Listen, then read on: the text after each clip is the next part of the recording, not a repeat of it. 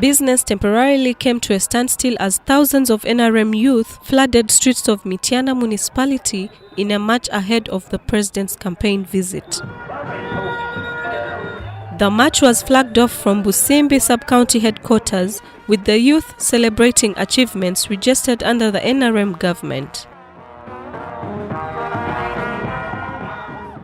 Minister Nabakooba congratulated the youth for organizing the march and thanked them for recognizing the government's achievements. She urged them to intensify mobilization for President Museveni and NRM candidates.